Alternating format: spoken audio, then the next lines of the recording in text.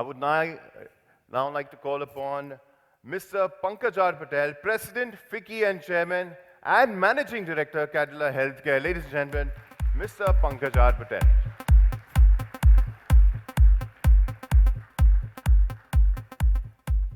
Mr. Ajay Mittal, Secretary, Ministry of Information and Broadcasting. Ladies and gentlemen, Mr. Ajay Mittal. We can do a little better round of applause for representation from the government, ladies and gentlemen. Our very own Mr. Uday Shankar, Chairman, Ficci Media and Entertainment Committee, and Chairman and CEO, Star India. Ladies and gentlemen, Mr. Uday Shankar.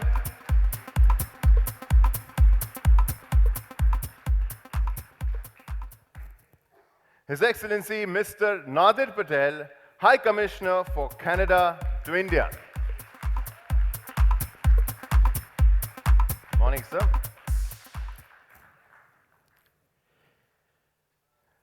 Our very own and one of the most loved filmmakers in our country, Mr. Rakesh Om Prakash Mehra, Chairman, Ficci Film Forum, Director and Founder, ROM.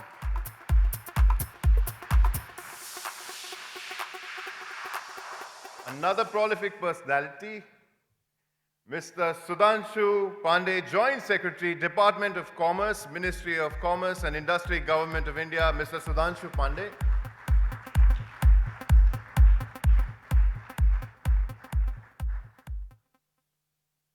Last but in no way least, our very own Dr. A. Didar Singh, Secretary General, Ficci. Ladies and gentlemen, Dr. Didar Singh.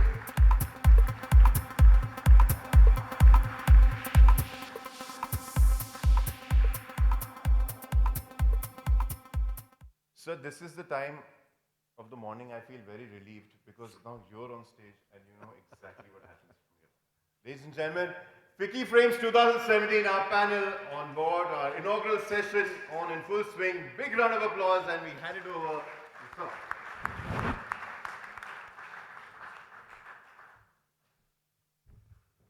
Well, thank you all for being with us this morning. It's wonderful to have all the dignitaries, the speakers, and of course, all business represented out here. I think our good friend Viraf, who calls himself Giraffe, was just mentioning about this becoming an adult. Now, the real reason and the real fact of becoming an adult is that not only has Ficci Frames grown over 18 years, but so has the industry. And the important point there is that not only do you come back every year, but the fact that we actually have grown to become a much more mature market, a much more mature event that actually happens. And the great thing about this event is it's completely and purely business.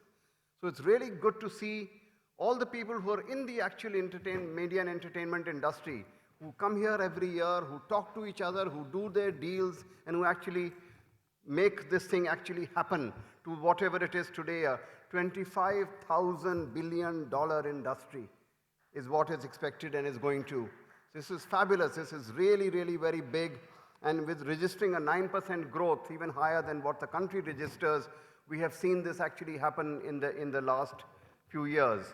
So as we get ourselves into this, we will now, of course, begin with lighting the lamp.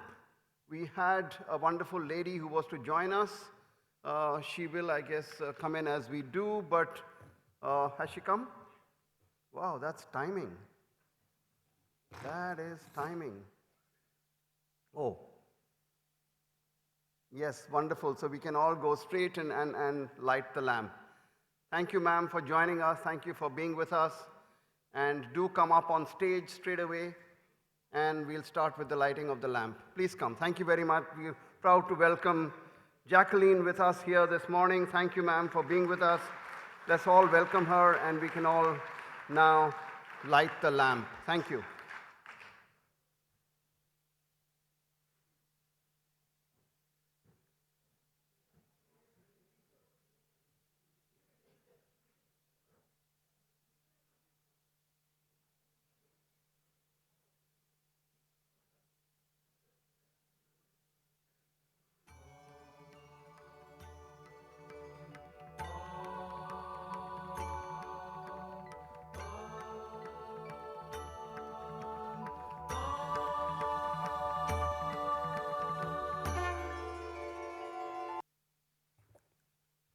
A very good morning.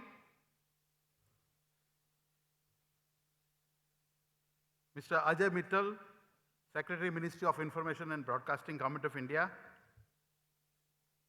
His Excellency Mr. Nadir Patel, High Commissioner of Canada to India.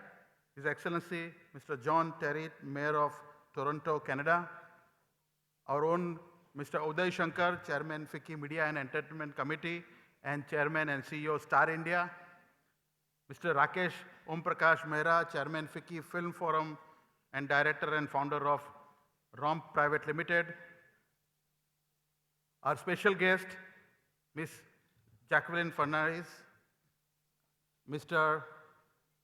Sudhanshu Pandey, Joint Secretary, Ministry of Commerce, Mr. Didar Singh, invited guests, speakers, and our colleagues and friends from Canada.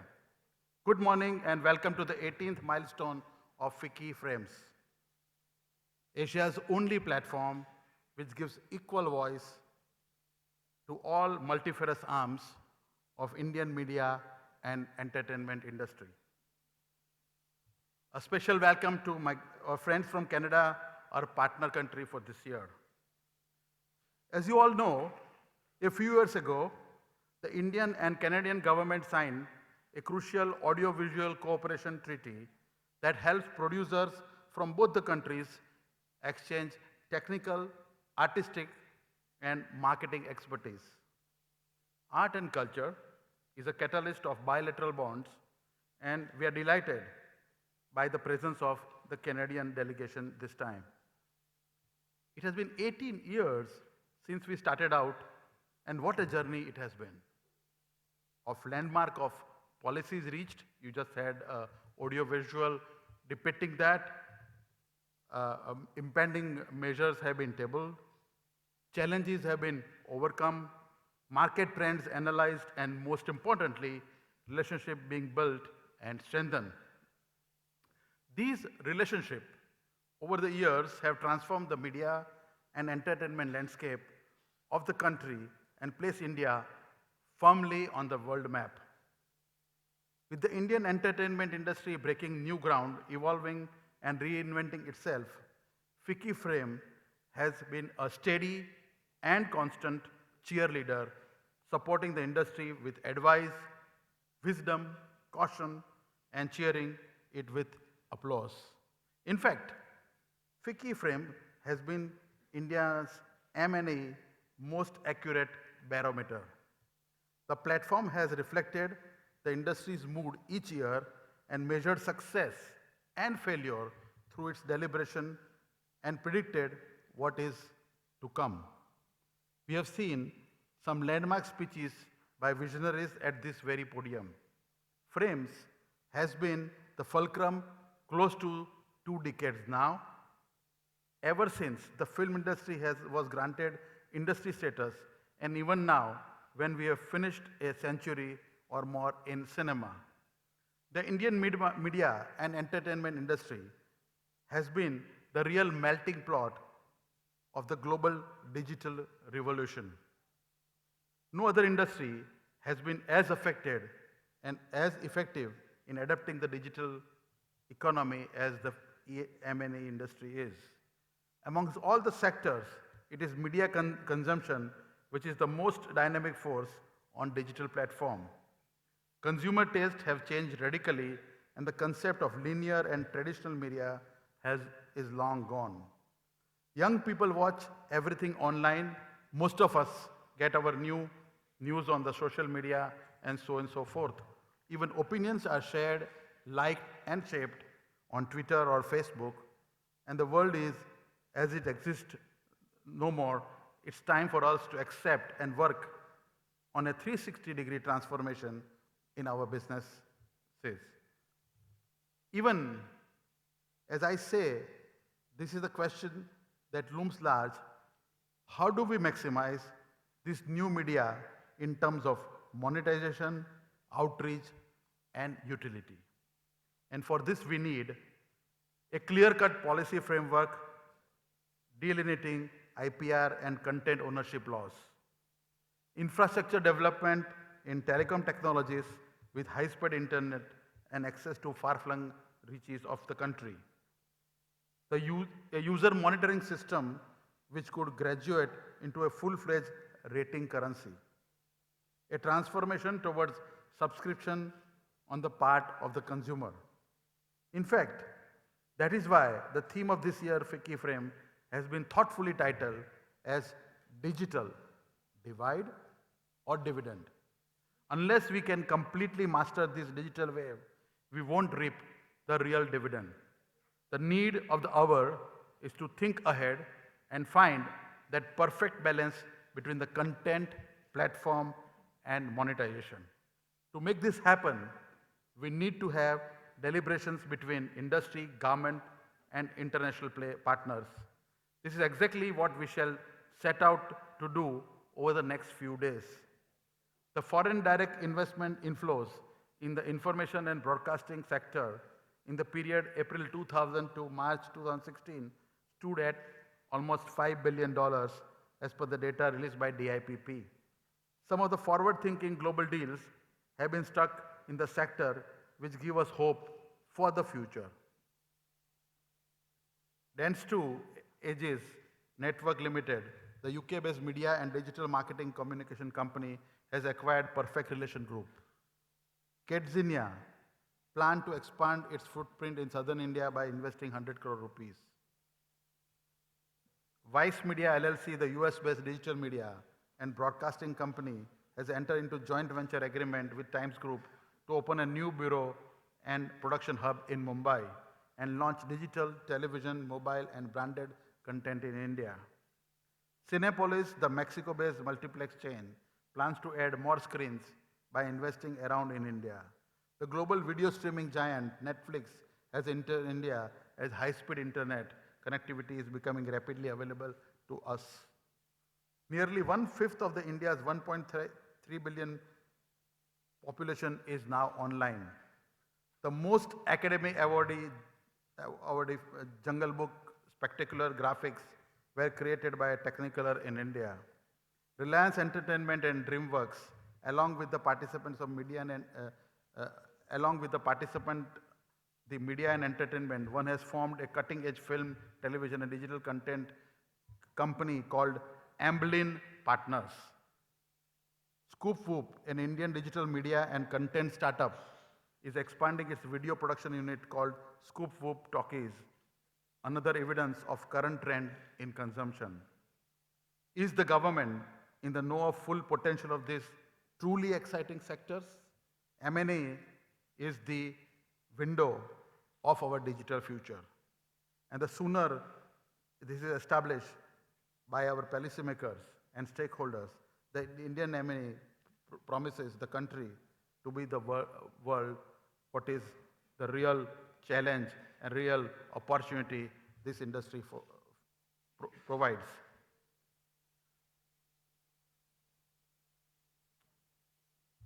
Our minister, Mr. Venkaiah Naidu, has outlined the ministry's plan on introducing a national communication policy. He has stated that the government has allocated 100 crore rupees to revive the community radio stations across the country. This is indeed heartening. We need more of that to happen. The Ministry of Information and Broadcasting is working towards promoting ease of doing business, which will ensure less regulation and facilitate India to become media and entertainment powerhouse. A National Center for Excellence in Media is underway, which will provide much needed industry training. As you are aware, that Union Budget 16-17 proposed a basic custom duty exemption on newsprint and also on the wood chips. What we need is streamlining the sector. We are looking forward to GST and a ratification of taxation regime. We need to be more open for the film certification system and a well-researched policy framework on digital media. I am sure I have barely just touched upon the tip of the M&A iceberg. I leave the rest of the exhaustive discussion, brainstorming, and immense assembling of knowledge and ideas to the experts who have come together here to make the memories of yet another memorable Ficci frames. Thank you very much.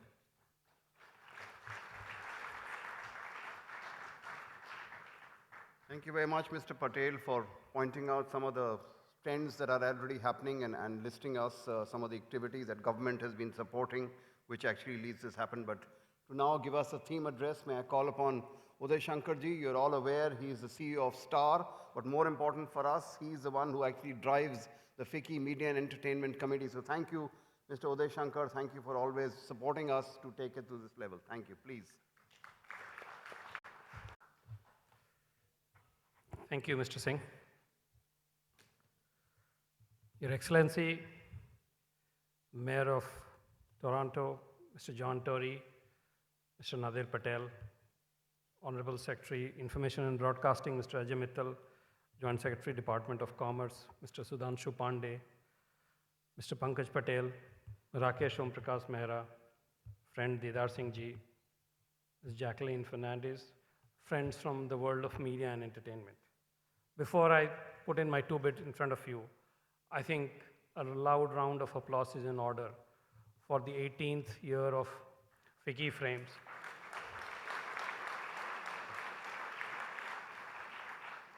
And for the incredible team of Leena and her colleagues who made it possible year after year. In this country, we all know we often create great things, but for them to grow from strength to strength is not an easy one. And for that, the tribute must be paid to Leena and her team. Thank you, Leena. Keep up the good work, please. The theme, as Mr. Patel pointed out, is digital divide or a digital dividend. I'm sure we will all hear a lot from you in the next couple of days about it. But personally, I find predicting the future to be a tricky business, especially when it involves the adoption of new technology. Just a year ago, at this very venue, there was a lively discussion on digital adoption. Less than a year, we are past the tipping point in this country. The distance that India has traveled in adopting internet-based behavior is nothing short of remarkable. From buying goods and services to ordering in, we seem to have done it all forever in this country. India is now one of the largest markets for mobile applications, be it by volumes of downloads, consumption of video, or e-commerce, for which it seems to have already emerged as the next big frontier. On the other hand, the conversation last year was about how many more unicorn startups will we see in India. This year, it seems it is about how many lame horses will the sector will have digital giants like Netflix and Amazon Prime. The story of bottomless war chess may or may not be true, but it does give us a sense of the competition that they see from homegrown digital enterprises, not just the likes of Hotstar, but others including Voot, Ditto, and many more. If there is one thing we know for sure, it is that this year we will see a lot more lively activity on this front. The technology that some of us have introduced in this country is as good, if not better than the best in the world. Combined with the reset in cost and quality benchmarks led by the likes of Reliance Jio, this has driven the adoption by the Indian consumer at a breathtaking pace. But while we celebrate this rapid growth, for this group of creative business people, today I would like to point out a somewhat disturbing trend that I notice. Bear with me. A trend that in the long run is likely to undo a lot of gains that we have made in the last few decades. I'm concerned if the Indian creative mind is in a position to respond to the pace of technological change with an equally rapid evolution in its creativity. Conservative. Even a word like, forgive me for using it, Sali, has to be silenced in a film. The city names must be absolutely correct and contemporary. And of course, do not go anywhere near discussions of women's issues, let alone female 77 movies. This number was 47 in the previous year and only 23 in the year before. But can we lay all the blame on the censor board itself? In my view, the board generally reflects the collective and the dominant consensus of our society. And there are increasingly more bodies mostly self-appointed, self-styled, who have taken upon themselves the task of censoring media content and maybe entire creativity. The refrain seems to be, I don't like the legend or the myth on which your story is based, so I will burn down your sets. I don't like a character, so I will not let you release your film. If you say you're going to do a show of busting fake godmen, I will take preemptive action.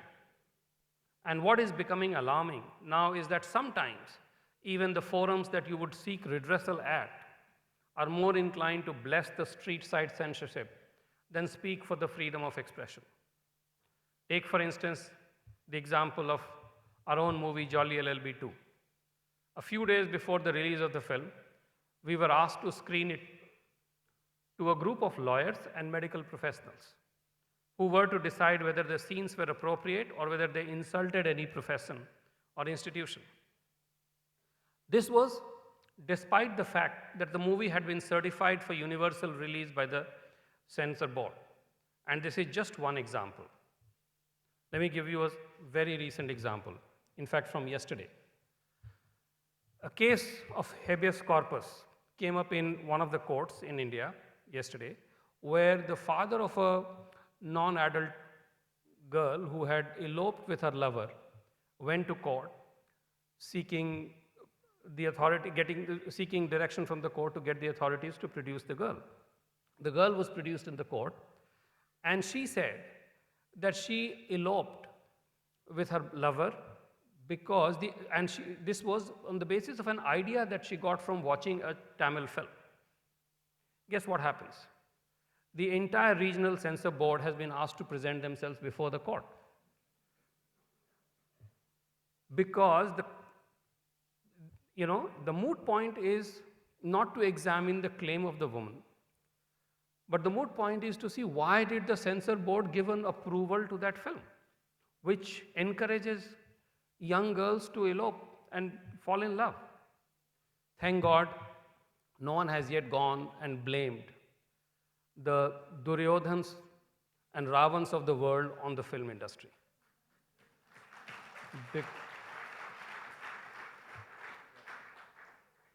There is yet, as Mr. Singh just pointed out, who knows? We might be responsible for the Mahabharat war. There is a long list of instances where the creative community has been bullied into changing its output to suit the needs of someone or the other in India. It seems that there are always people lurking in the shadows. Their sole job is to stretch and explore every piece of content that could be potentially offensive to someone. The openness of the internet was supposed to lead to greater plurality of opinions.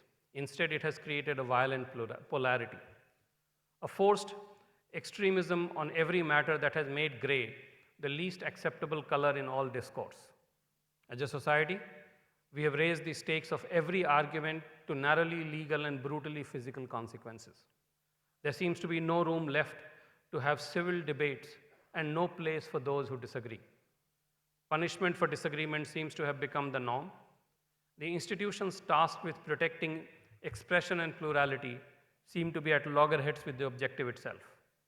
By creating elaborate formal ceremonies around it, are we taking the joy out of one of the most loved and celebrated lyrics in our country, that is our national anthem?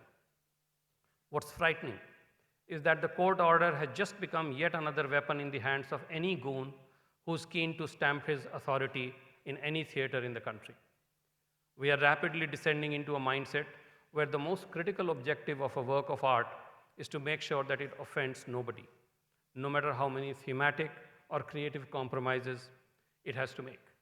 This is the most worrying part, friends, that creative minds have begun to self-censor their thoughts in anticipation and have started killing ideas before they germinate so as to avoid any potential trouble. And that is truly frightening. The spirit of creativity is to push the boundaries, and that seems to be deserting us. The advocates of vandalism claim that unique measures must be taken to protect our unique culture. Let me tell you, there is nothing unique about these methods. We seem to be following the script that other parts of the world, including Hollywood, had written almost 100 years ago. In the early part of the 20th century, the Hollywood film industry decided to regulate itself through self-regulation.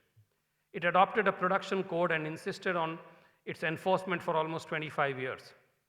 The code covered the use of profanities like hell and damn, any suggestive nudity, willful offense of any nation, race or creed, or any ridicule of the clergy, among other things. Doesn't it sound familiar? The similarity with our own moral code is striking, to say the least. Interestingly, television that was just arriving in American homes then emerged as the challenger to this regime. Along with European cinema that came into the US, television buried this regressive moral code. The question today is, will digital play the same role for our generation and our country? The role of a progressive challenger, the role of providing a bigger canvas and creating a space for dissenting point of view. This new medium has the ability to truly democratize broadcasting and content creation. It offers the creative community the rare opportunity to rethink from the scratch their art and how it is communicated. Only when modern technology and contemporary creativity truly come together will we create a compelling and powerful media and entertainment offering that we can call the digital dividend. Thank you very much.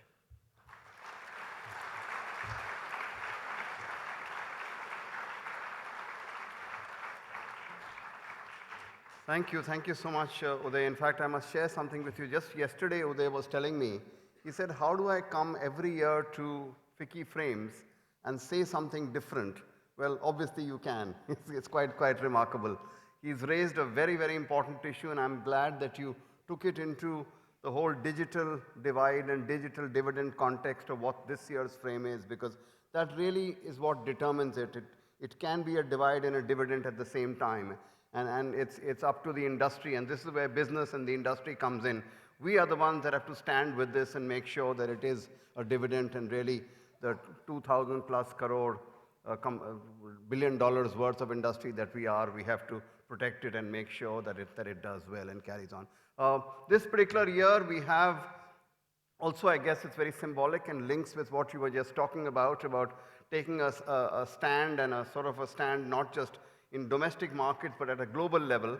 And we are really proud to have Canada as our partner country that year, because Canada is one country that has always stood up for this. Thank you very much. And to introduce our guest, may I request the Honorable Excellency High Commissioner of Canada to come up on stage and introduce our guest. Thank you. Thank you. Thank you very much, Dr. Singh, and President Patel and Chairman. That was a really great themed address, one that resonates with many of us here this evening, and distinguished guests on the dais. Let me just begin by first of all extending extremely warm greetings on behalf of the Government of Canada here at Ficci Frames 2017. It truly is a privilege to be the partner country for this exceptional event, and it's something that we've been looking forward to for some time. In fact, it's a little bit of vision turning into reality. One of the first visits I had when I became High Commissioner just under 2 years ago was from the Ficci Frames delegation in my offices in Delhi, and we talked about how great it would be for Canada to be a partner country, and to see that turn into reality is truly special. So thank you so much for making this come together. We certainly we see a lot of reason and a lot of value in having Canada as a partner country. We see a lot of relevance in the industry. But I don't think there's a better time than for Canada to play a leadership role around the world in various industries, and this being one of them, than today. And for us to be here as partner country, but also with a delegation of nearly 100 strong, provides an opportunity for us to really take the themes, take the discussions that you'll have over the next couple of days, and really see how they can lead to tangible success that builds on the momentum that's already created. Canada has a long-standing history with Ficci and with Ficci Frames, and for this reason, we couldn't think of a better partner or a better organization to showcase some of Canada's messaging. And so when we think a little bit about why Canada would be a partner country for Ficci Frames, we ask ourselves, what is it that we want to do? What is it that we want to see happen? And part of that, of course, is industry-to-industry collaboration. It's to ensure that there's opportunities for Canadian companies, Canadian professionals, many of whom are here today from Canada, to work with Indian industry professionals. But a very significant part of our intention or objective is to tell a story, is to really talk a little bit about what Canada is doing with respect to film and television, what Canada is doing with respect to Canada-India, what Canada is doing today in the context of the overall bilateral relationship. And I'm not so sure we're telling the story loudly and proudly enough. So let me just share with you a couple of bits. First of all, the Canada-India relationship is strong. I would argue is at its strongest point and is booming. It's getting much, much stronger by the day, thanks to the work that everyone here and so many others in Canada and India are doing. Over the last 2 years or so, two-way trade is up 30%. Investment is up both ways dramatically. From Canada to India, we've seen almost $15 billion of new investment into India across the spectrum of industries. The people-to-people linkages continue to grow at a rapid pace. When we see visitors to Canada, we saw a 40% increase year over year last year. Students from India to Canada went up 70%. This year, all of those metrics not only are continuing to exceed, but they're quite dramatically different. On those that are visiting and studying, we're almost doubled where we were this year, last year this time already. And we see more momentum on that relationship continuing. We see tourism up double digits. We see new flights nonstop between Canada and India, and this is where I make a plug. Not only Toronto, Delhi, Vancouver, Delhi, but Toronto, Mumbai will be starting in July by Air Canada nonstop, which will help this industry as well. And there's a lot more happening on that relationship, and it's time for us to tell that story. For those that know Canada or have been to Canada, or are working with Canada, we want to support you. We want to see your success grow even stronger. But for those that haven't been to Canada, for those that don't know Canada, it's our job to really bring the Canada story to you in a much more ambitious and aggressive manner. And that's what an opportunity like Ficci Frames provides us. It allows us to showcase a little bit about what we're doing. So if you take this industry in particular, Canada is at the forefront around the world of its capacity, its ecosystem of talent in the film and television industry, whether it's production, whether it's engineering, the full range of services. The ecosystem is longstanding. It was developed partly as a significant linkage to Hollywood and continues to grow at a rapid pace. If you look at the industry in terms of film and television, last year alone, it was approximately $7 billion worth of economic output. About 150,000 jobs in Canada are related to this industry. If you look at foreign language services productions, went up 27% last year alone. And if I look at all these metrics, they continue to move in the right direction. We have a lot of linkages already with India in terms of an audiovisual co-production agreement, which President Patel talked about. We have the Toronto International Film Festival, which is world-leading and one of the most attended in the world and has strong links here in India as well. And those are just a few examples, and we'll hear a little bit more about those shortly and over the course of the next 3 days. But don't take it from me. Yes, it's my job as High Commissioner and as a diplomat to showcase the virtues of what Canada and India can do together. But more importantly, take it from the industry. Take it from those that are already based in India and that are doing things in Canada or with Canadian companies. Or take it, more importantly, from the nearly 100 strong delegates that we have from Canada that are going to be here over the next couple of days. Take it from the Canada Pavilion. Please visit that. Take it from the different seminars and sessions over the next couple of days where industry practitioners can talk about the wonderful opportunities for growth. And that leads me to my concluding and most important part of my remarks, and that's to talk a little bit about our next speaker, who represents the city of Toronto, the largest city in Canada and one of the most important economic regions in all of North America. The City of Toronto is dynamic. It plays a very significant role in Canada-India relations.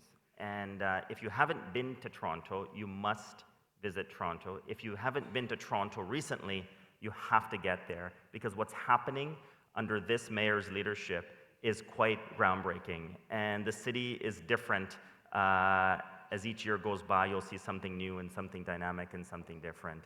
And so it takes a very strong leader to really affect change and continue to promote the opportunities in Canada's largest city.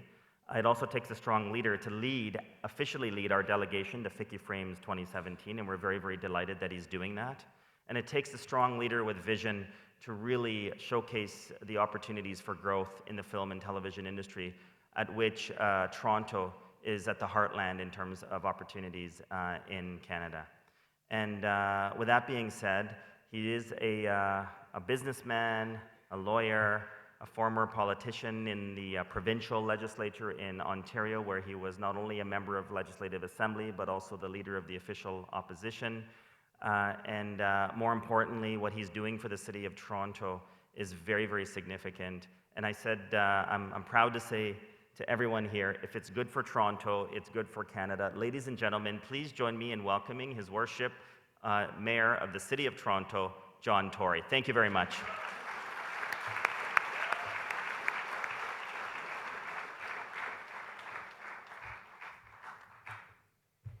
Well, High Commissioner, distinguished gentlemen, and Ms. Fernandez on the stage, and ladies and gentlemen, one and all. First of all, High Commissioner, thank you for those very kind remarks.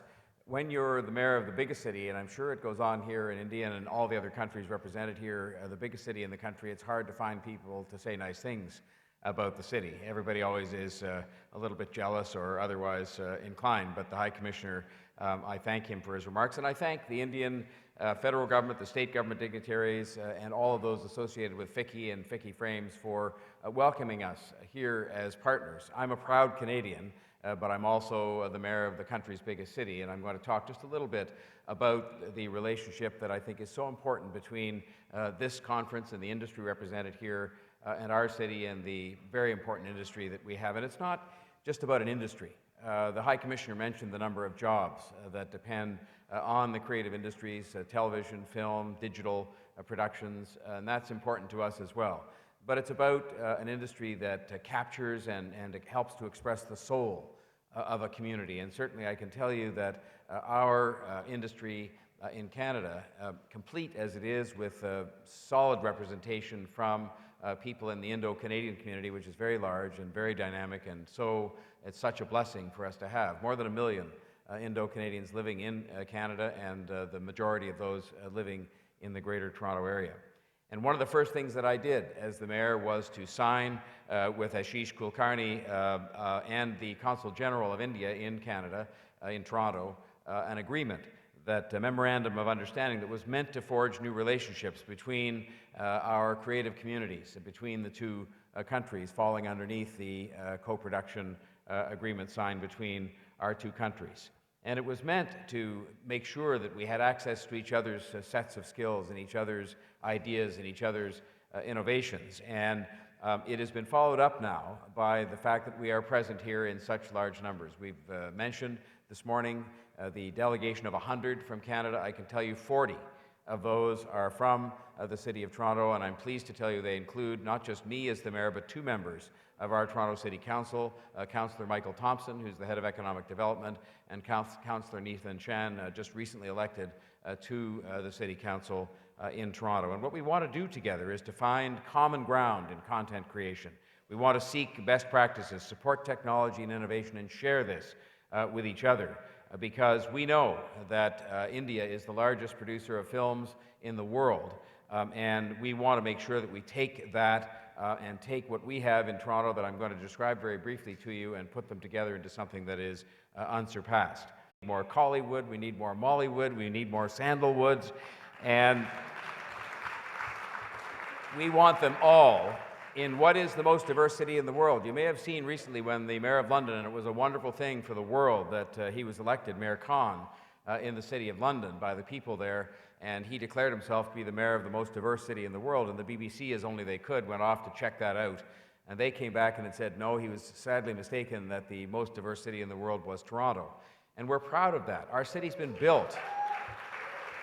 Our city has been built by people, including those from South Asia, who have come in such large numbers. 51% of the people who live in the city of Toronto were born outside of the country. Now, this is something that is unprecedented, and it is something where our way of life is on display every day, where we embrace people because they're different. And we embrace people because they come from somewhere else and bring new ideas and new approaches and new beliefs with them to our city. And frankly, we want to have it all. We want to have that, and we want to have that combined with more activity on the part of this industry in our great city. And I can tell you that we bring to the party, as it were, a great, experienced, energized talent pool of people that are familiar with television production, digital production, visual effects, every aspect of the industry that are represented here. We bring partnerships, including our unions, for example, who are represented here with us on this mission, part of our delegation as evidence of how we work together as partners. Now, some would say that all that means it's not about the money. I've learned it's always about the money in some respects. I came from the media and entertainment business, and I know that it is about making money, among other things. And I just want you to know that to the extent as well that we have very generous financial incentives provided by the Ontario and federal governments, making us one of the most competitive production jurisdictions in the entire world, what we want to do is we want to work with you to plan ahead so you can take advantage of those financial incentives that are available, because they can't just be received at the drop of a hat, but they can, with a little bit of careful planning, be made available to you to make it even more attractive for you to come and do business with us in Toronto. And we offer secure financial institutions, government supports, ease of navigating, and we've seen everything from a television series of all kinds, digital productions, gaming products, and the feature films, of course, produced very successfully in Toronto. So I look here today, and we're here to say that we want to have a partnership between Toronto and India. It's a partnership of enterprise and creativity and talent and experience, and yes, money, so that we can produce content of all kinds, but in particular produce Indian content of all the kinds that I made reference to, Indian content for the world, because you want to find more and more ways to showcase unparalleled commitment as well to customer service. So when you come to Toronto, you'll have not only all of the talent and all of the financial incentives, but you will have us in your corner saying we are going to make it easy for you to produce whatever it is you've come to produce in terms of film and other creative industries. So I am looking forward to a new slate of projects that will come and be with us as partners in the City of Toronto, opening a new chapter in the great history of this industry, which has such a fantastic global reputation, but also a great new chapter in our history of an industry that is growing in importance, billions of dollars taking place of production in the City of Toronto, and we're looking forward to having all kinds of screen-based and other digital entertainment working with you in partnership. I hope, as High Commissioner Patel said, if you haven't been to Toronto, you will come and visit. If you come and visit, please come and see me and the other councillors. We will make sure that you're shown a good time, and we will make sure that you understand what a great place it is to produce creative content and how much we're looking forward to working with you. Thank you very much.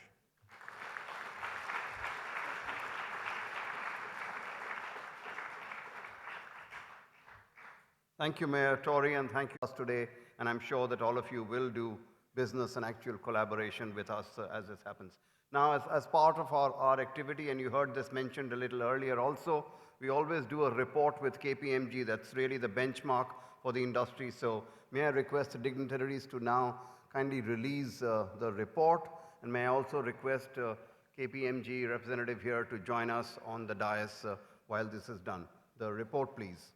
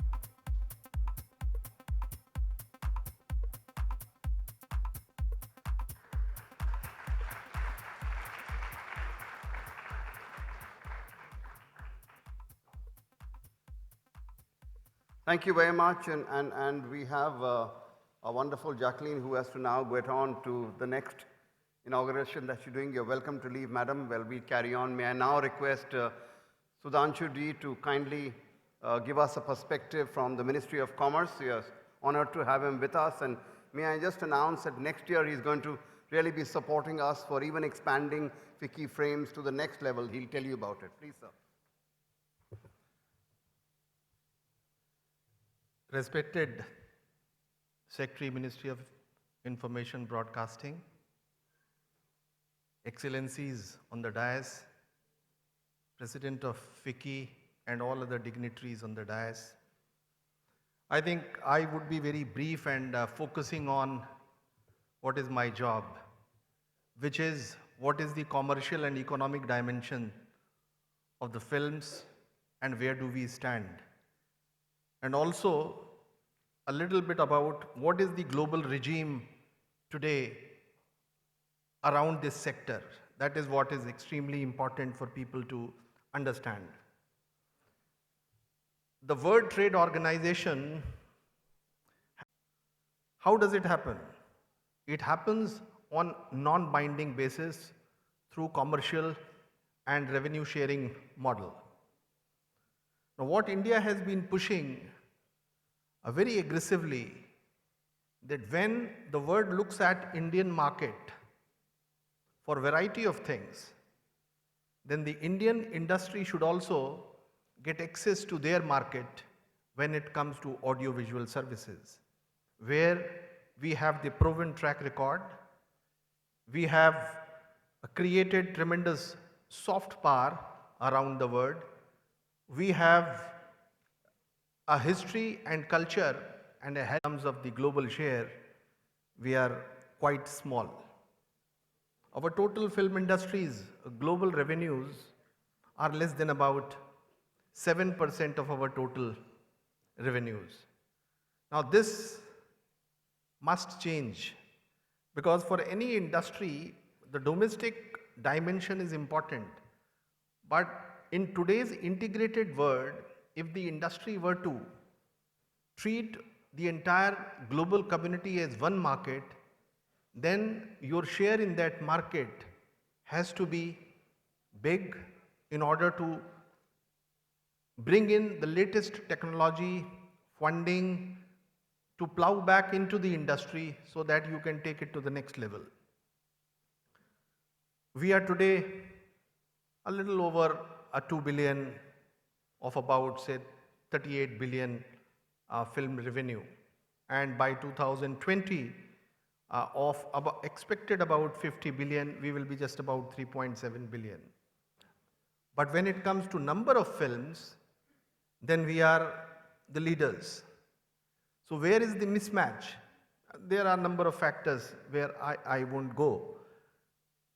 But the very minimum point, there was a reference given by Mr. Uday Shankar about the e-commerce. Now it's my job actually to point out that where do we stand in e-commerce? Because film industry is also a part of that emerging e-commerce market. In 2016, the e-commerce market globally is estimated to be about 1.1 trillion US dollars. The China is at number 1 with 376 billion US dollars. United States of America is at number 2, 322 billion US dollars. So this makes up about $700 billion already of the 1.1 trillion market. The Indian e-commerce market is at number 8 at 16 billion US dollars.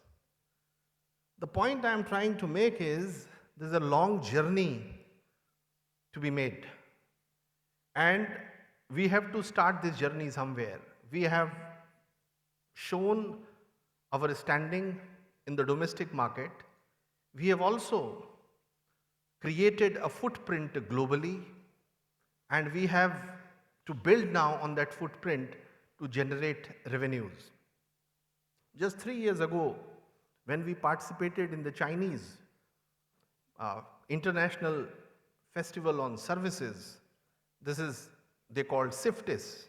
They started a special event which focuses around the service sector industry. And at that time, they had just about 14,000 digital screens in China. Today, there are over 40,000 digital screens in just about 3 years' time. We are way, way behind with just about 2,000 digital screens. Now, the point I am trying to make is that your global standing would enhance only when domestically you become strong. And how do you domestically become strong? Because today it is not merely the content which is going to drive the growth of the film industry, but it is basically the technology and the medium, which is the digital medium, which is going to be at the forefront in driving the growth of this industry. So what do we do to at least add 20,000 screens, digital screens in India, to create that mass which then becomes globally competitive in creating films for different markets, for different economies, different geographies, different languages. Just last month, we were having a conference with our ambassadors in Russian region and the CIS region.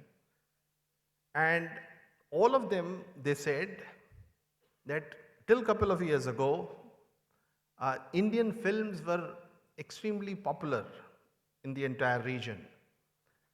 But now, since neither the subtitling is happening nor dubbing is happening for a variety of reasons, there could be problem of the distribution, there could be problem of the revenue sharing. They said virtually the market has been eliminated. Then we discussed this with the Ministry of External Affairs and we talked to a couple of people, producers. We said the ministry would be very happy actually to again work with the film industry on the subtitling and dubbing, provided the producers and distributors, they come forward, because in the area where the film industry had a very dominant presence, from there, now domestically we have grown, but we have left many regions of the world and we have come out of that. The piracy is also one of the factors which has actually led to a degrowth of the film industry in several reasons, because a lot of website hosted, especially in the foreign countries, they offer these films. And in fact, we took this with China very strongly, because we found that on the same day of release, a number of Indian films, they are available on Chinese website, and they are viewed and watched quite extensively. Whereas formally the release of the film and the distribution of films is not happening. So I think this is perhaps could become one of the priorities, that how do we domestically add digital screens in India, and how do we negotiate with different countries. Say China's commitment, which is now the largest in terms of the digital screen globally, is for India just 20 films. Now, as per the WTO obligation, whereas there is no restriction if voluntarily they can take more films. Some of the Indian films got a huge, big release in that market also in last about 3-4 years. And we thought that it is the film industry, because any distributor there would be interested in revenue sharing model. And for that, there is no government restriction as such. Any number of films can be imported. The Korean films in Chinese market were literally non-existent. But today, after the Hollywood and the domestic films, Korea is the largest film industry in the Chinese market. And this has happened just in about last 10 years or so. The point, limited point I am trying to make from the Ministry of Commerce and Industry, that since we have already have a credibility and a strong global footprint as well as the domestic presence, how do we make this, convert this opportunity into global revenue opportunity from the rest of the world market? Now this is something which we have to ponder. We have a couple of sessions around this, and how do we reach there with the interministerial and the industry cooperation. I think that is one point which is important from our viewpoint. The second is, two important initiatives were launched by government. One, Make in India, where this sector features very prominently, and second, Digital India, where again this industry can contribute immensely. Now, how do we combine Make in India and Digital India to take this sector to the next level? Now, this is another opportunity for us. The government has created the framework, government has launched number of programs, the FIPB liberalization has also happened. Let me just give you an idea that no country in the world has liberalized as aggressively as India in last 2 years. Our liberalization is unprecedented, and this, when we talk to negotiators, currently the RCEP negotiations are going on, then we find that even some of the developed countries there have more restrictions than what India has today. So we are more open, and therefore we would request the global community to come and invest in this sector, because opportunity are immense. Third and last point, which again I think is extremely important. The service sector today in India actually generates surplus.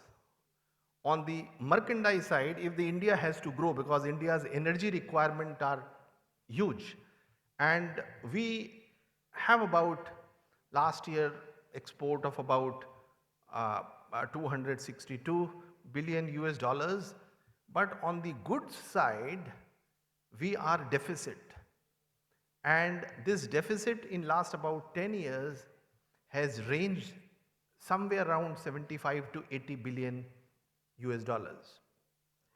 Now, how do we offset this deficit? Because if the currency's requirement is to be met, then somewhere the surplus has to be generated. But that surplus is coming from the service industry. Service industry exports about 156 billion US dollars every year, and imports are just about 76 billion US dollars, and we generate a surplus of over 75 billion US dollars every year. That nearly fully compensates for the merchandise deficits on the goods side. But the important point that I am trying to make, what is the contribution of the audiovisual services in that? Now, and the film industry in particular, of this 156 billion US dollars, contribution of the audiovisual services on export side is just about 140 million US dollars. So, which is very, very small. And there is an opportunity for us, therefore, in a big way, to actually take it to a different level altogether. Ministry of INB, Secretary is here, he will be giving you those details, has taken a number of initiatives, and we as commerce industry try to work very closely with all service sector industry and the ministries.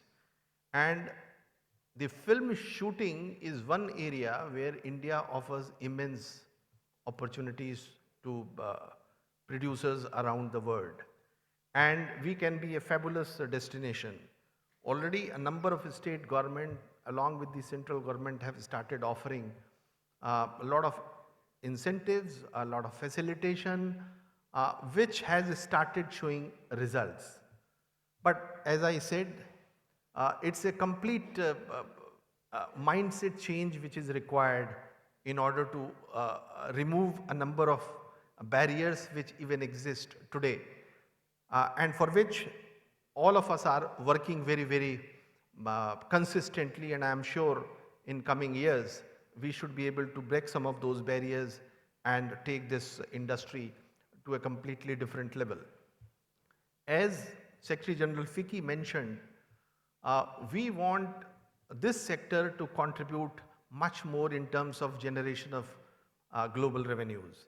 And therefore, next year we have offered Ficci that we will be supporting this event from the Ministry of Commerce and Industry also to bring the global producers, global filmmakers, distributors, so that we can create a special platform where the international business on all fronts, whether it is content or technology or distribution or production, could happen.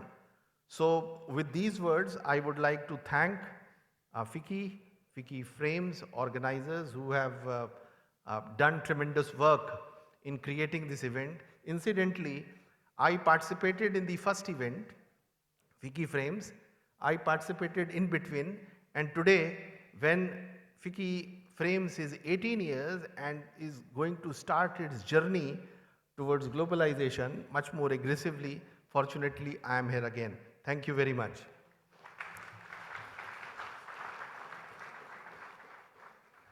Thank you very much, and thank you for the endorsement to Ficci Frames. And now for the main inaugural address, may I request Secretary of Information and Broadcasting, Shri Mittal is here with us. We're very proud to have him. Thank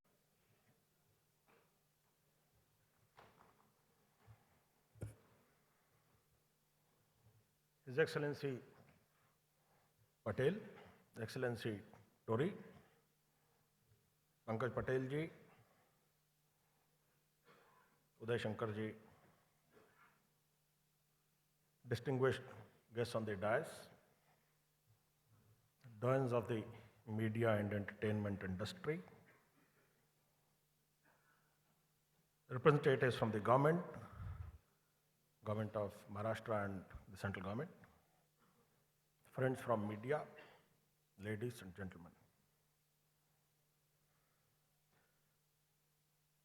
First of all, I would like to thank Ficci Frames, the organizers, all of them who gave me this opportunity to join here today and to learn from all of you present. I would especially like to thank Uday Shankar ji and Leena, who kept persuading me till yesterday to be able to come. And I must say, when the parliament is in session, it's usually difficult to come, but I think it was that pull factor that worked. And no lesser means, literally helped by Yashish Kulkarni. He's sitting here. You can't really resist somebody like Ashish. Thank you. It's been a pleasure being here.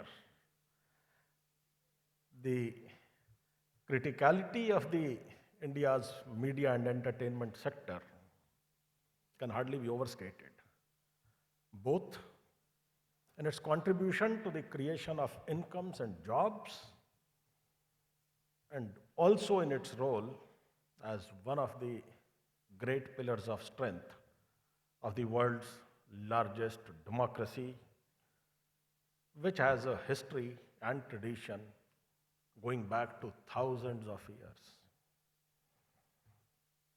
The industry contributes significantly to India's soft power at the global stage and is perhaps the strongest cultural ambassador of India to the world.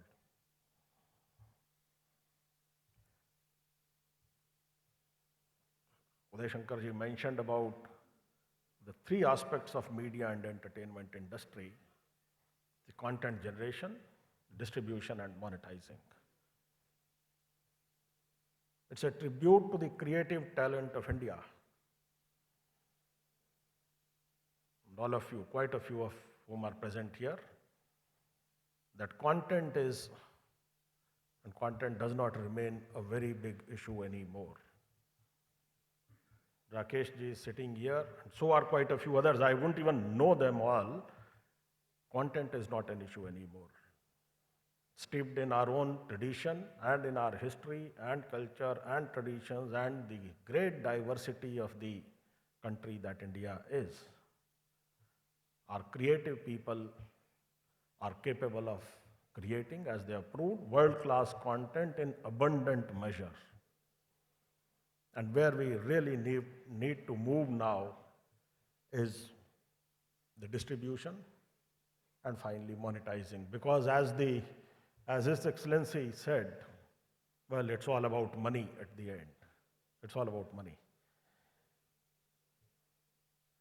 The lesson, personally, for me, is that these are and these should be the focus areas. How do we provide a platform and how do we work with the industry to create and strengthen the platforms that are available so that our creative geniuses, and as I said, they are no less in numbers in this big country, how do we support them? And then, of course, monetizing. And I think here, my ministry, and Sudhanshu is here, the Commerce Ministry, we have a huge challenge before us. I assure all of you present that we will work with increased resolve to ensure that we start doing this as early as possible. The industry has grown at almost twice the rate of our GDP and is one of the few that touches and impacts almost the entire population of our country on a daily basis. Backed by rising consumer demand, improving incomes, having met the basic needs, the Indian population is surely now exhibiting its great appetite for your product. The sector is seeing many challenges and many changes with the advent of new technologies and the new platforms. Both traditional and new mediums, business models are flourishing side by side. Well, from my own experience, when TV came, and especially when the TV in India went beyond Doordarshan with the entry of large number of private players, many of us had written probably the obituary of the print medium. But no, the media and the media persons continue to surprise us. We have a situation where print media is growing along with the audiovisual media. When the digital media started getting in, we again tried to write another obituary, this time not only for print, also for television. No, again, we are in for a big surprise. All of them are growing because the huge... Thank you, and some final words. Thank you very much. He is chair of our film forum. Please, let's welcome him.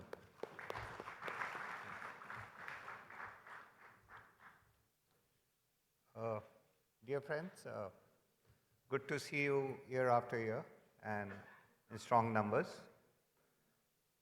And this only goes to reassure all of us that we are on the right path with the Ficci movement. Once again, we have a load of subjects, ideas, challenges in front of us, and I'm sure next 3 days will be absolutely great fun, and a lot of thoughts will get exchanged, and we shall all act upon them. A lot has been said about the censor and censorship in this country today. Uh, I'm very happy that Mr. Murthy is in the room, and between him and me, we were part of the Benegal committee, and we gave it 5 months. And if to break the suspense, what we've recommended is we need to abolish censorship.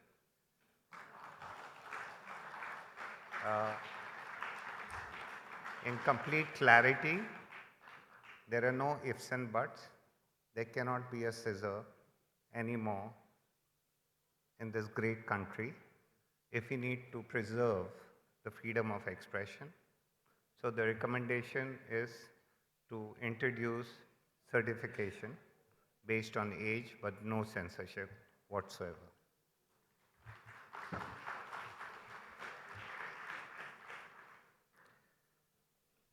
A very sincere thank to all of you for having graced this occasion and supported Ficci Frames. Without you, it does not happen. I think the men on the podium are just a mere reflection of the collective consciousness of the room, and that's where the podium draws its strength from. Thank you very much for coming back again and again in such healthy numbers and energy. Whenever I walk into this room, what really gets to me is the energy. India right now is a land of dreams. We have the great Indian dream, a land of opportunities, and there's so much to be accomplished, and we're going to do that. But we really cannot do that with meaningful partnership. So, sir, thank you very much from coming over from a faraway land, but you're very close to our hearts. Thank you very much for each delegation member from Canada. 3 cheers. For being here. I hope you have a great time. I hope you come back again and again.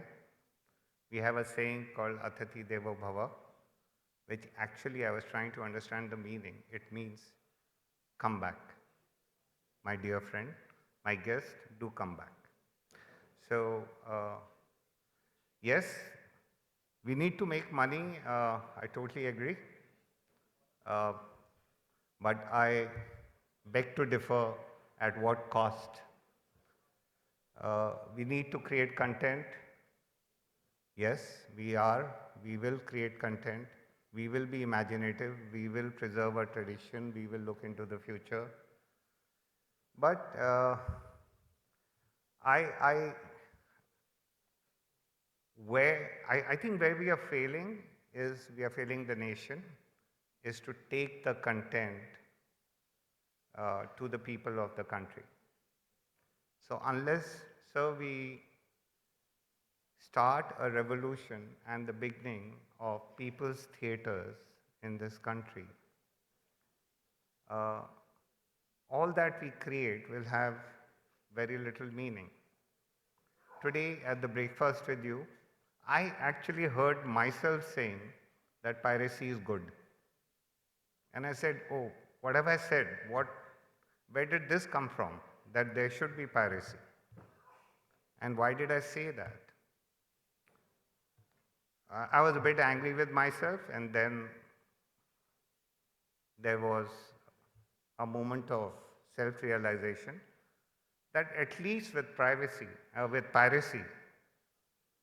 the people of this country are getting to see what they deserve any which way because we haven't provided it to them. Sorry to use this reverse logic, but the point I'm trying to say is we need to build theaters and cultural centers for the people of this country where I can take my mother, my sister, my wife, or they can take me, sorry, and at a reasonable cost in a healthy and a clean environment, which Ficci was at the helm of the multiplex revolution.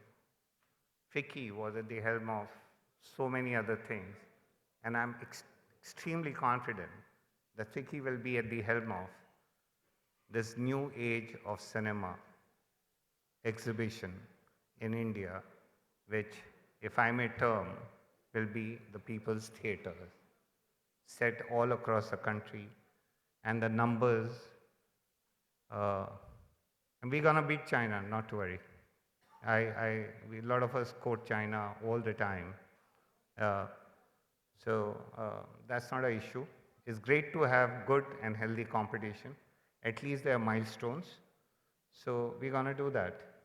So yes, and I hope all of us in this room actually believe that we're going to do that. And unless you believe, we're not going to do it. So yeah, so we need to take the country along and not just 0.3 or 3% of the 100 billion we keep talking about.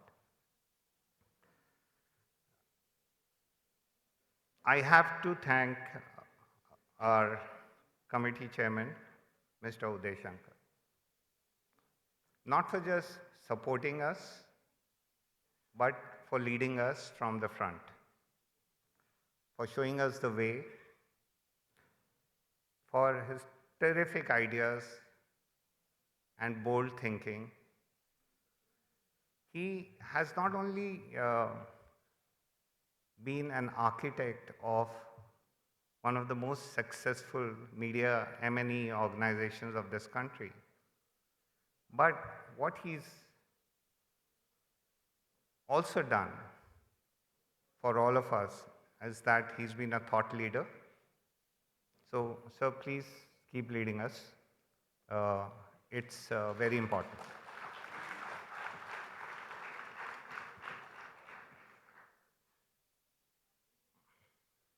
Thank you, Mr. John Howard Tory. Thank you once again. Thank you, Mr. Patel. And sir, now that you're here from Delhi and we brought you down with great persuasion, and since I believe finally we managed to convince you yesterday, we won't let you off so easily. Let me promise you that. And what I may suggest very humbly is if we can, within the whole thing, create like an action committee of 3-4 people who meet every fortnight, because it's a long road. It cannot be just, we cannot fix meetings and then have meetings to have meetings. We have to define agendas. We have to approach it in a structured manner. And then maybe every quarter we review what had happened every fortnight, and we can provide representation from each stakeholder from our industry. And under your guidance and your leadership, we really look forward to, I won't call them issues. Somebody told me, so what are the issues in front of you? I said, we have no issues whatsoever.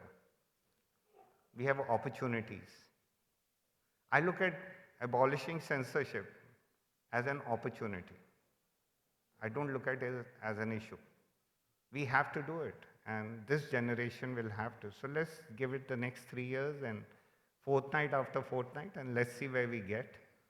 So on that note, once again, I'd like to thank everybody, people who come from far away land, parts of this country. Leena ma'am, you're the pillar. Thank you very much.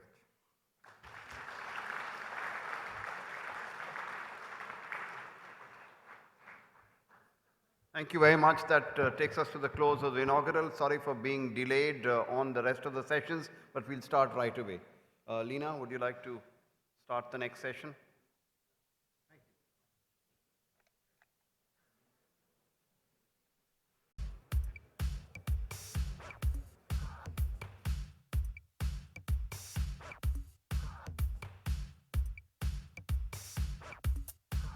Today, after making the content, after doing everything, you don't know because two movies, similar in nature, one gets through and one doesn't get through. And I think what Soy is saying is perfect. Kapil, if I can bring you in here to pick up on a point that Siddharth had mentioned earlier about the real screen paucity in India for films. So it's one, we know the numbers that we know we really have low screens per million. How do you expand this? I mean, how do you solve this issue? I think before that, I'll very, very briefly touch upon how do you monetize the filmed content. So the first window of monetization of the filmed content is the theaters, is the screens. Then only it goes to the satellite channel or the other mediums. So when we go back 10 years, 12 years, all screens were analog and the release of films was restricted by the number of prints which any producer or the distributor could make, which was a very heavy investment. And so the first phase to exploit that, the digitization started. And I'm not giving any idea to the government of India, but fortunately digitization was not regulated. So the private industry came in, they invested heavily in the digitization, and by 2000, from 2005 to 2013, the 100% of the country was digitized in terms of the theatrical entertainment.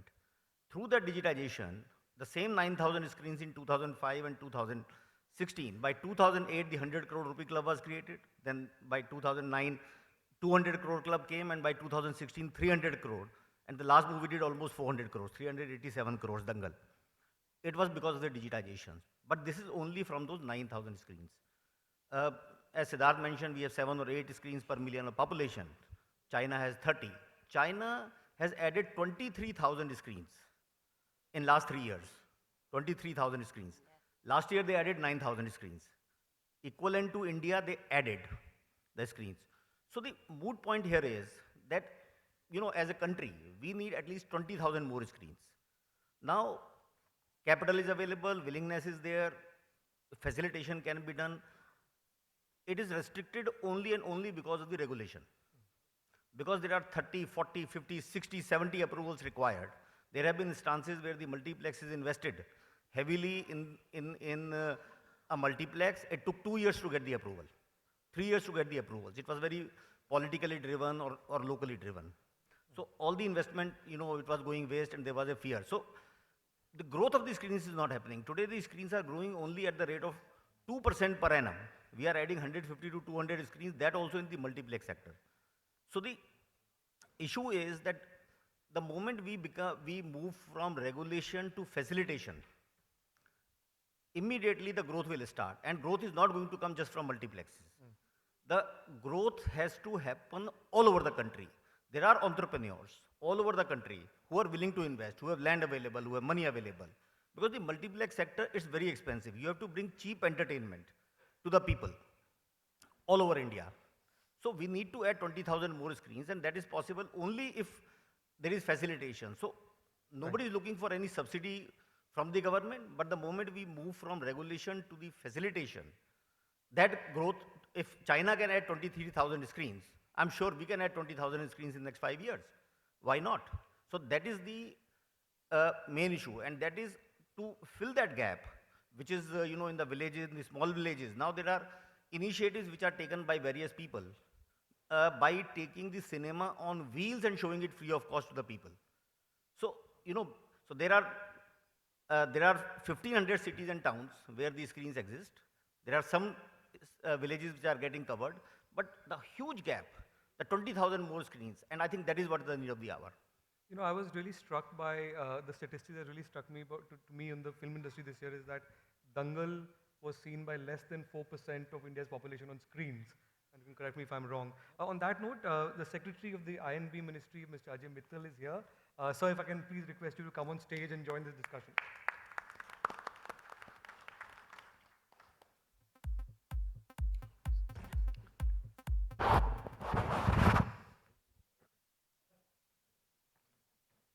couldn't let you get away without answering a couple of questions. So Bharat, I'll come to you after I ask him a couple of questions on this. In your absence, one of the issues that we discussed was, and two things I wanted to put to you, sir. One is the question that Anuradha was discussing about when are we going to see the prospect of private news on radio channels and not just AIR news. And the second is, and this is a question to you as a parent ministry for this industry, this tussle with, there is a sense that with regulators seem to be affecting copyright principles in other ways, and there are court cases going on about that. What is your position as a parent ministry on that? If these two questions, if you could answer, sir. Okay. First thing first, on the news thing, it's not that the news is not permitted as of now. News is permitted on all private radio and community radio. The only thing is, as of now, the news is to be sourced from the All India Radio. So that's one. Now the demand perhaps is that we should be tried to source our own news, and we should be allowed to edit the news before we broadcast. We are considering this. In fact, on this subject, there's a case already pending before the Supreme Court of India, and where the ministry is a party, and we are trying to deal with that case. So as of now, the local enforcement authorities on all complaints related to IPR issues.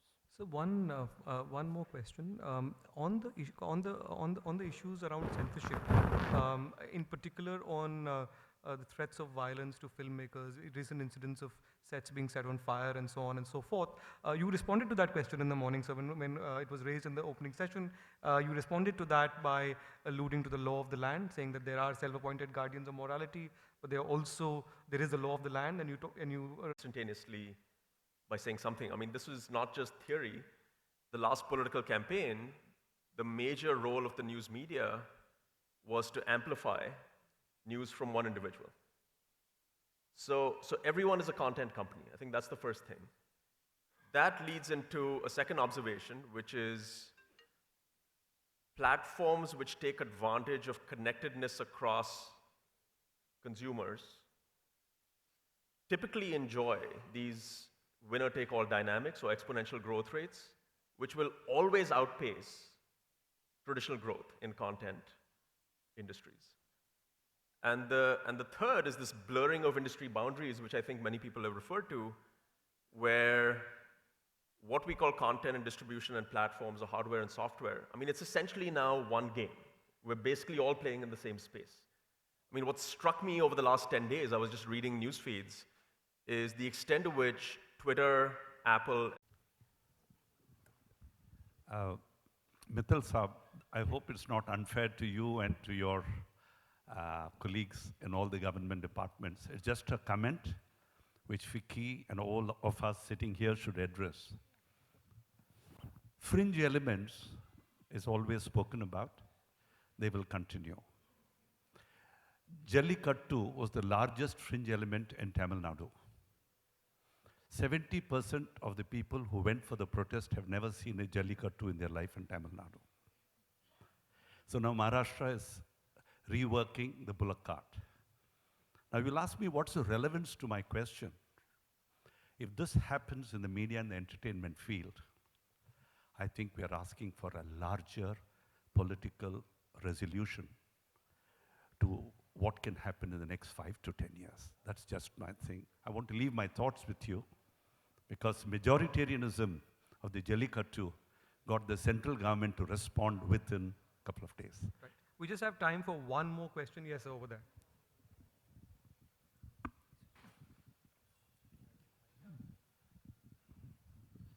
Yeah, short questions, so we have to wrap up. We are running behind time. Question.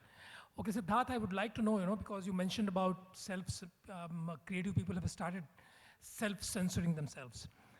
Now tell me, you are part of Disney, and what happens when Disney, is working on a film project?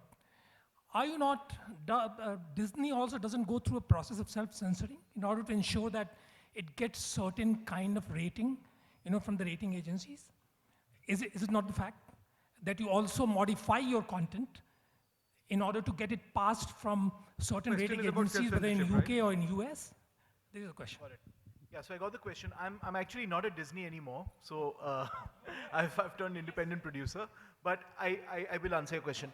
You are absolutely right when you say that a company like Disney would do a certain amount of self-censorship because the Disney brand stands for certain values that they would like to depict in their movies. Versus another studio which is sort of content agnostic, which doesn't only make family-friendly movies, but would make movies that maybe cater to a youth audience where they want to be slightly edgier, etc.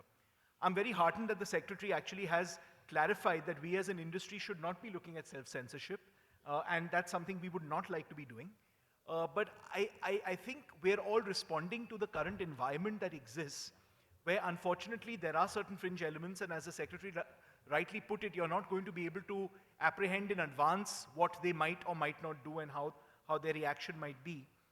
What I think as an industry we are looking for is when these events do occur, a very strong statement from the central as well as the state government wherever this has occurred, very strongly condemning this act, because if someone is, for example, slapped on the set of his film or a set is destroyed, what I think we would like is the signals to be sent out that this is completely unacceptable, though obviously we know it is, but it bears repeating because if that doesn't happen in a very, in a very timely manner, then you run the risk of emboldening these fringe elements by them believing that the content is being tacitly condoned. So I think it is very important for a very strong statement to go out from whoever the authority is at that point of time, that this will not be accepted and strict action will be taken.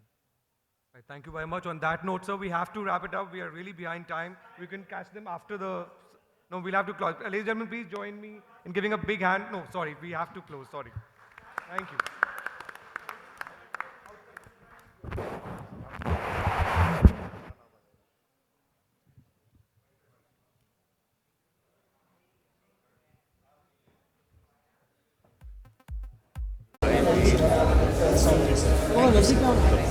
इधर नजदीक में sir sir 1 second thank you boss how's it okay sir boss picture at the Oscars with two candidates. Mr. Ajit Andhare, COO Viacom 18 Motion Pictures, Ms. Monica Tata, COO BTVI, and our moderator, Mr.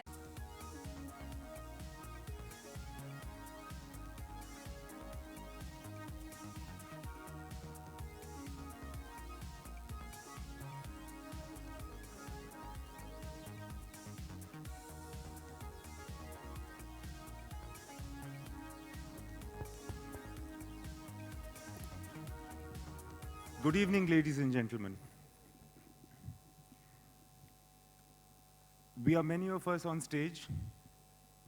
It's my privilege to be the moderator of this session, which means that I get to ask questions. I see many old friends here. We still have Vani Tripathi missing. I wish you were Vani.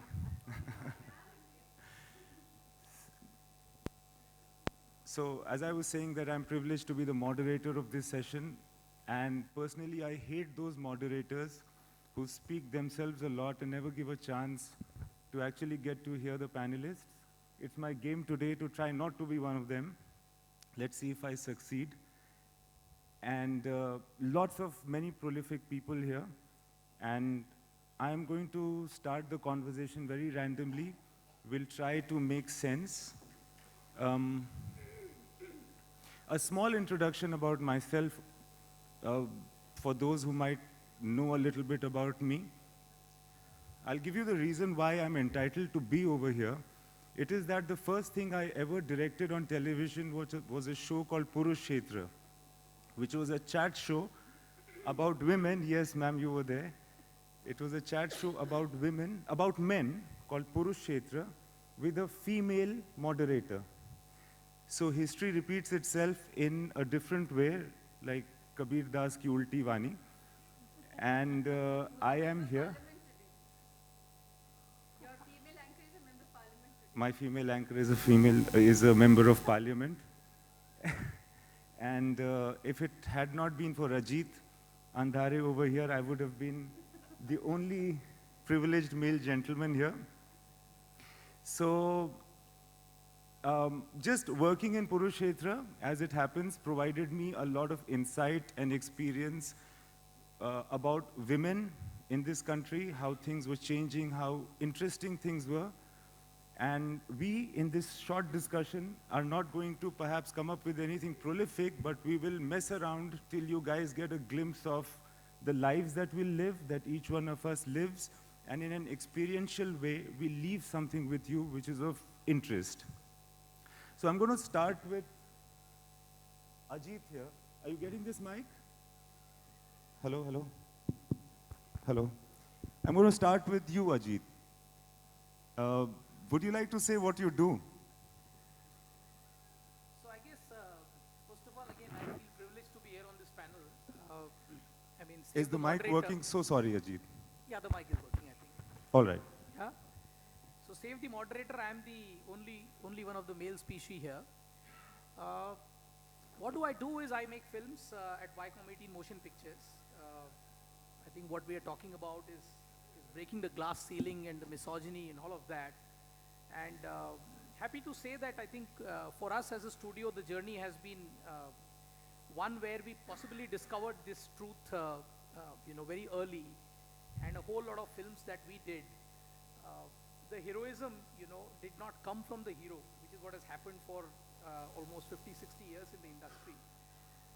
But the heroism actually came from the woman, and so we realized that, stories can source heroism. No, Ajit, let me try to add some personal touch and some controversy into the thing. Oh my God. Do you like women? Of course I do. Yeah? You feel happy? Would you like me to take a snap and send to you? Absolutely. But when you work with them, do you feel that in the kind of setup that you work in a media corporate kind of a setup, all white collar, but do you feel any difference in the two? Would you be careful of, or would you be thinking differently in hiring a woman, etc., over a man, etc.? See, again, this would be very conditioned from the background that I come from, and I've largely experienced two sectors when you talk corporate, one being FMCG and the other being media. Certainly in the corporate, I would say that's a thought which has possibly never crossed my mind, or the professional setup that I've been part of. Yes, of course, because of the society that we come from and the natural skew of the society, especially in the FMCG, the ratio of women was of course much lower as compared to media and entertainment. In fact, I would say if there is one industry which embraces women wholeheartedly in the corporate sector, it is actually M&E, That's why we are in the industry which embraces women, right? Absolutely. So I would say certainly not at all. I think one aspect where I do experience that is, let's say we are trying to sell a film with a female lead versus we are trying to sell a film with a male lead to a distributor. Now the distributor represents, let's say, a heartland person somewhere sitting in UP. I think the difficulty that I will face to sell a female lead film, despite having a roster of success on female-led films, is going to be significantly high. I don't think I can sell a film even today. But if I have a male lead film to sell, I can sell it sitting in Bombay pretty easily. So I think that's the other end where we've really seen the contrast very, very starkly. And even if you've seen so much of success, whether it's, Neerja, Tanu Weds Manu, or, even Dangal, I think that whole bias is far too deep-rooted, for it to change easily, which is really the old narrative. But I think new narrative is that it is changing. People are realizing that there is an economics that works even with the women lead, and that bias is clearly sort of chipping away. But it's just starting to chip away. It's a really long way to go. I'd like to welcome Geraldine into the conversation now. Since we were talking about things changing, we get the impression, being in this era, that things with women are changing a lot in the country. You are a historian, and you've written a lot about women in India. Do you think that we are gravitating towards greater rate of change as far as women, just the dignity of women is concerned? Thank you. For historians, these are always difficult questions. Women is it, Good, or it's too close? All right, thank you.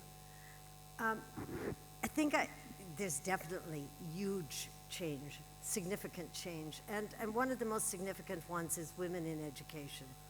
So I study a lot of colonial history, so the beginning of education for women, and do work on women who, I was just looking at one who was born in 1866, who was forbidden to study, and remembered how much she wanted to study.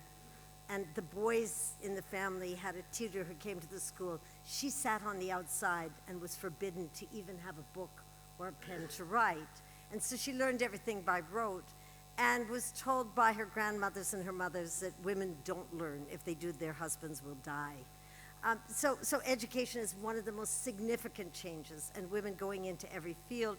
The other change, of course, is women in work roles. Women working outside the home. But the numbers in India are strange because they are so much lower than other countries, and the number of women in the workforce are decreasing. I think what I do see is that doesn't seem to change as much as I would like is a focus on women's essentialized roles. And we were talking a little bit about this before we even came out here, that the ideal, the good woman, is a wife and a mother and a wonderful sister and a caring daughter and all these things. And in that equation, it's very hard to figure out how a woman is also very good at her career, works very hard, long hours. How do you combine the two? And I think the women I deal with, young students in India, feel just overburdened by this role model that they're expected to live up to. Let's talk to a woman like that, pardon me introducing you with this, Monica, but you have, I'm sure, experience about this in your life, in the work that you do. Can you share some insight on this? Yeah, sure. You know, being a minority representation in this panel as a non-film person in this, I like to give a perspective from a corporate, from the media and entertainment industry, from a corporate point of view. And being the topic of discussion of breaking the glass ceiling, I think I'm an example of have broken that glass ceiling. Having said that, and I tend to disagree with Ajit in a way that media and entertainment industry is a good representation of embracing women. I think it's in a way correct when you look at a certain mid-level representation that happens. So you can find a lot of women in the corporate, in the media and entertainment space, especially whether it's television, broadcasting, advertising and marketing. But very few, or probably none at all, at the heads of those businesses. So whether it's managing the businesses or being on boards, there's a very limited representation of women in this industry. So I don't believe that we have done enough. In fact, on the contrary to media and entertainment, the financial industry, the banking industry is a fabulous representation of equal, getting women to be leading those businesses. Almost 50% of the top ranks in this country are women, which is not the statistics, unfortunately, in the media and entertainment space. But that's taking the optimism part of it, or seeing the glass half full and seeing that we have tried to break that ceiling in some way. You're absolutely right. There is a sense of, so you basically need to learn to how to tap dance, which is what I did. So you have to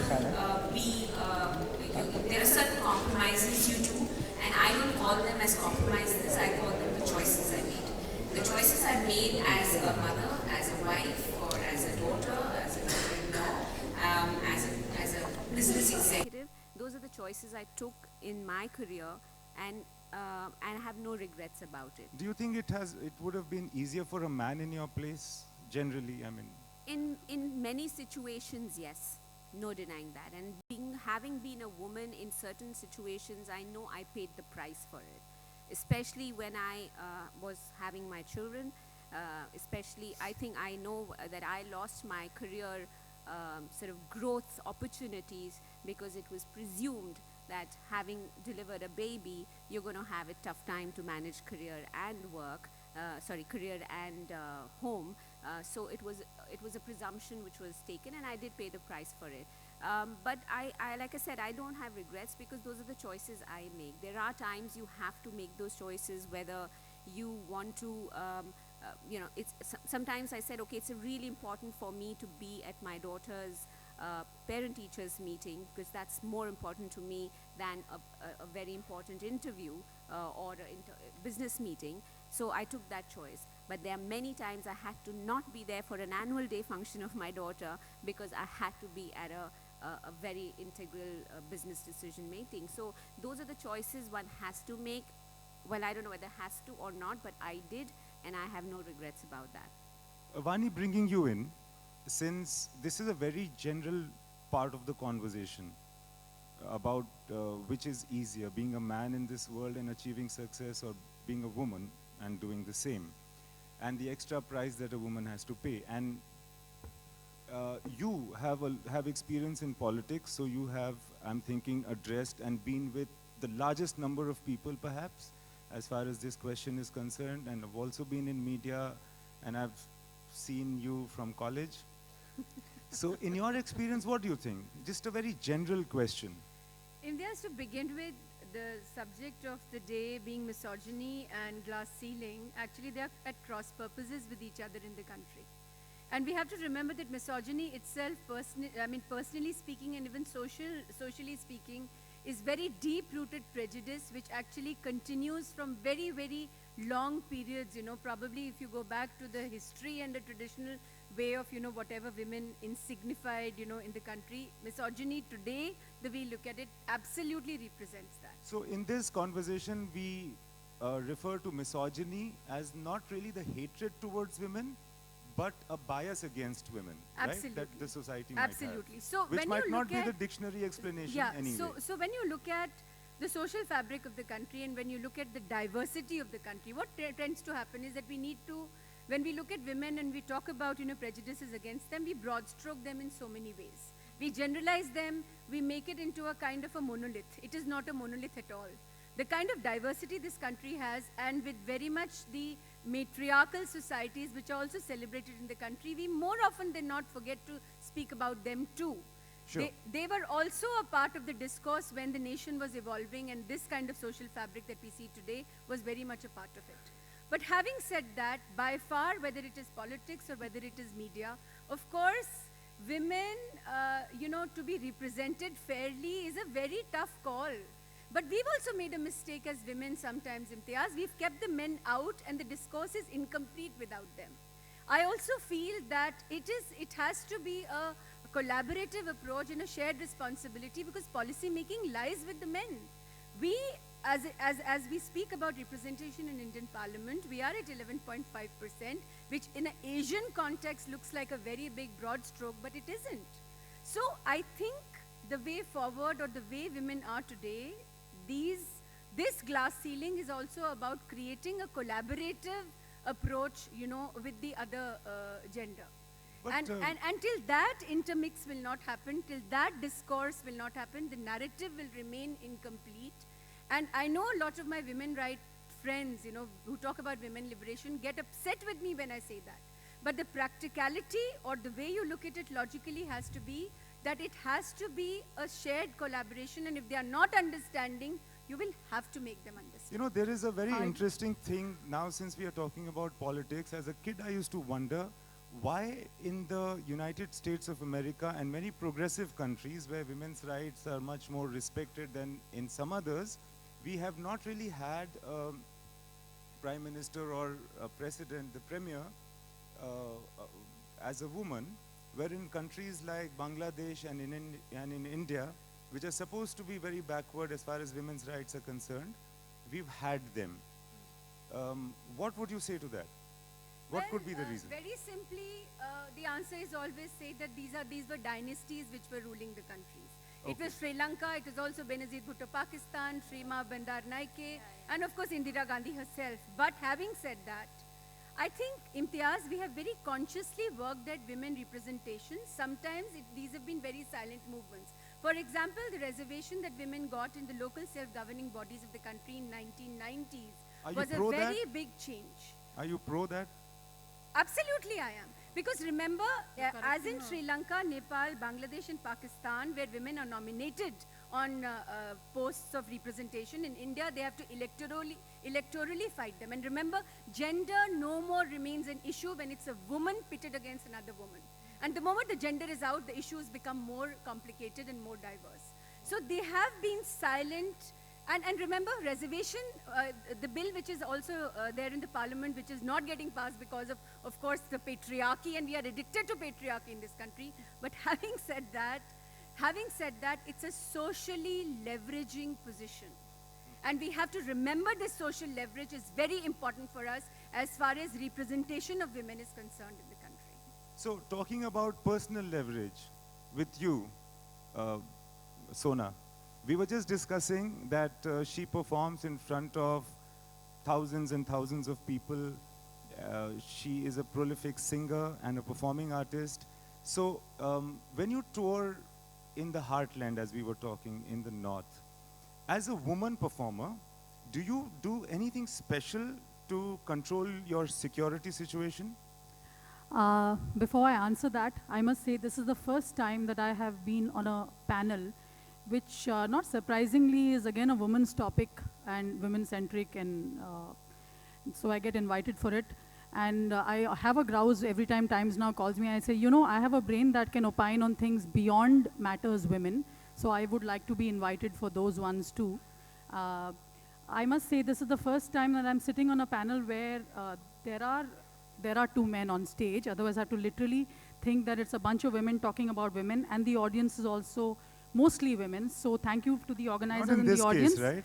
Because it always feels like we are here to discuss our period pains or something, and it's all between us, and the rest of the world doesn't have to engage because we are only 50% of the population. But just like the universal stories in film, in the big parda, is all about everybody being interested about man's journey and narrative. And when it comes to the women, only the women are interested. I feel, well, we should give a big clap to all of us for filling up this bubble with all of us, you know. Yeah, and to answer your question, I'm a performing artist, and I've traveled with a band. And for the larger part of this decade, I started where just to pitch the idea of a female performer with a band was a tough one for a lot of people to digest, because thanks to the Pakistani bands, or maybe that's not the word angle to bring up here, people had an idea of how, well, men can be with musicians on stage, women have to be with dancers for some reason, and in some way titillate the audience. I mean, that's that's likely to be a purpose. So you're either in that zone or you're in that Savitri, Saraswati, frump, singing very seriously and appealing to that, you know, that domesticated woman who is either that wife or, you know, or that good girl, a good woman. Things have changed though. I mean, I've seen it change in the last 7-8 years itself. And in the last 3-4 years, I find myself touring extensively with a band.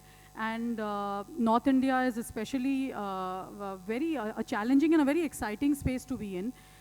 Because, what was the question you asked me though? Do I do anything? Doesn't matter, you're doing well. Do I? Leverage, yeah. Security. Yeah, in terms of security, I must say, I must say that I have a manager in the audience here who would vouch for the fact that we have an incredible detailed hospitality rider, which we learned to put together over the years, where we attempt to create a distance between what I am and what the rest of the people are who meet me in that show, because it has to be that quality for car, this amount.